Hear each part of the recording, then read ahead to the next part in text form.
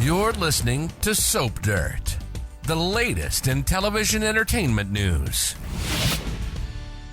Hey, Days of Our Lives fans, I have got your weekly prediction edition. We're going to talk about Marlena donating John's organs and Reckell confessing. It's Belinda from Soap Dirt, and we have got predictions for Marlena, John, and Bo, for Ari, Doug 3, and Holly, for Phillip and Xander, for Kat and Stephanie and Chad, and also for Reckell and EJ. And hey, if you're not following, please reach down, click that subscribe button. Our very first prediction: Marlena offers John Black's organs to save Bo's life. So on Friday, Marlena got the news that Andrew and Paul were closing in on John's location and he was alive. Everything was fine. But then Susan Banks had this premonition that something was off when Marlena told her. Meanwhile, Sean and Steve are trying to track down that stolen drug they need to cure Bo's sepsis. Time's running out. Sean also said that Bo took a turn for the worse. And this coming Friday, Julie's praying to Doug, her dearly departed husband, to save their son-in-law, Bo. Kayla's filling in Marlena about the mission, which involves John and Steve and Hope, possibly also Sean and others. Looks like they've broken into some kind of lab. Maybe they're trying to get the drug, a different kind of drug, I don't know.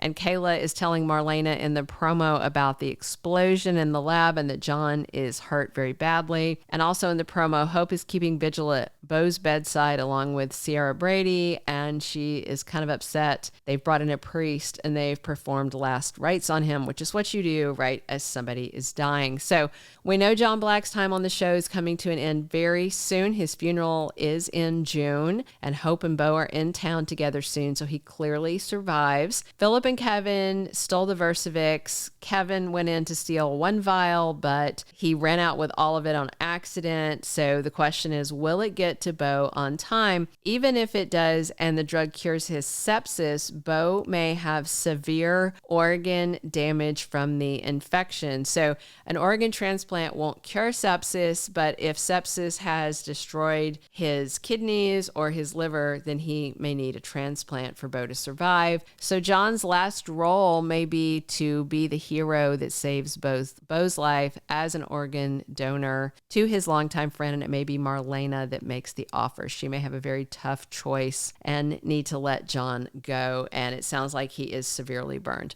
All right, our second prediction: Ari sleeps with Doug 3. Will Holly get jealous? So on Tuesday, an aged up Ariana Horton arrives in Salem, and on Thursday, Ari and Gabby and Marlena are out celebrating her birthday. So Ariana Horton has been sourced to play a young woman now. Marissa Reyes, I think, is the new actress. So Ari's in Salem to visit her mom, Gabby, for the summer, and Ari, Gabby, and Marlena may head over to the Brady pub for a birthday celebration. Go over there to see great-grandpa Roman, something like that. Doug 3, of course, works and lives at the Brady pub now. Doug really likes Holly, but she has lingering feelings for Tate. But the pretty newcomer, Ari Horton, turns his head. Doug is still in the friend zone with Holly, and according to a spoilers photo, Doug 3 and Ari sleep together this week. Will that have Holly more interested in Doug 3 once she knows she has competition for him? You know, Tate has lingering feelings for Holly, but then he sees her talking to Doug 3, and then he goes back and he gets closer to Sophia, and Marlena has told him, don't give that girl false hope. So if Doug 3 and Ari are together, then Holly may be heading back over to Tate. Our third prediction: Phillip uses that assault to get back at Xander and even the playing field. So last week we had Xander basically telling Phillip that I've decided to kill you. You know, I'm a bad guy. I'm a thug. I've killed people before, you know, no sweat off my nose. I can kill you too. And then he was beating the starch out of him.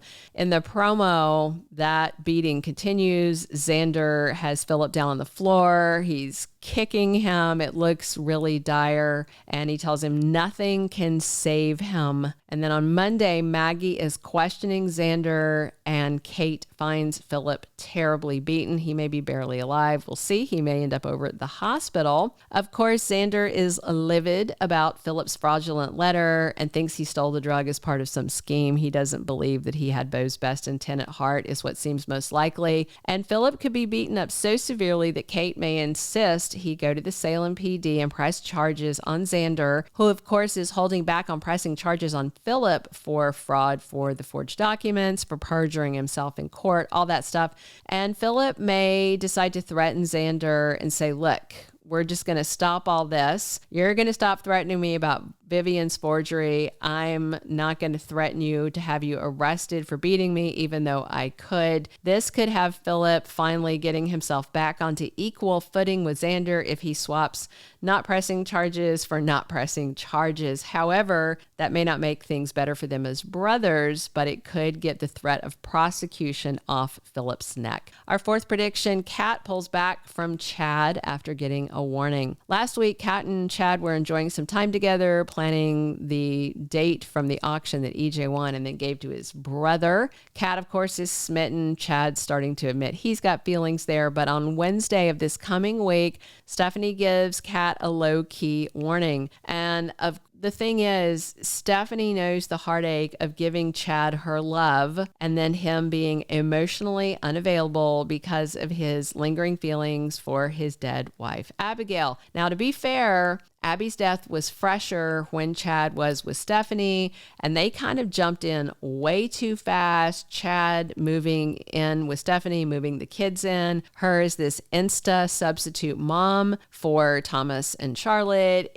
I think they were moving way too fast. And on the flip of that, Kat pretending to be Abby is deeply problematic. So after a warning from Stephanie that Chad broke her heart and he may break yours, will Kat decide to tap the brakes or decide to walk away? Or will Kat go ahead and gamble and risk her heart? Our fifth and final prediction, Reckell confesses about the night EJ was shot. So last week, things got weird at Rachel's birthday party when the conversation turned to the night Uncle EJ was shot. Reckell insisted adamantly to her uncle that her mom, Kristen, didn't shoot him, but how would Reckell know that? EJ also said the person who shot him is still out there, and that's when Reckell decided, you know what, I think it's bedtime. It went up to bed early. Could be guilt, and when Kristen accidentally caused a little crash with the tea stuff, Reckell came running down and her saying there was a nightmare, and Reckell dreamt of a gunshot, gave EJ a little PTSD too. So our leaker told us Reckell was the shooter who picked up the gun that Johnny laid down and left after waving it at his dad, and Reckell may have shot Uncle EJ accidentally or on purpose, but her behavior at the birthday party seemed like she knew info about EJ's shooter since she insisted it wasn't Kristen, and Reckell kind of seemed to be struggling with some guilt. So Kristen or Brady or Rachel's shrink could question the little girl more about the night EJ was shot. They might even tell the shrink to talk to her about that night, make sure she's not traumatized by some of the things EJ was saying. So there's a chance maybe Reckell heard the gunshot and saw something and she knows who the shooter was, or that little Reckell is actually the shooter and she made that gunshot happen and then she hid the gun in the planter where Roman later found and took it. Thank you for being a loyal listener. Follow us wherever you get your podcast, because you don't want to miss the next episode. Soap Dirt is on all the major podcast platforms, including Apple Podcast, Spotify, iHeartRadio, and more.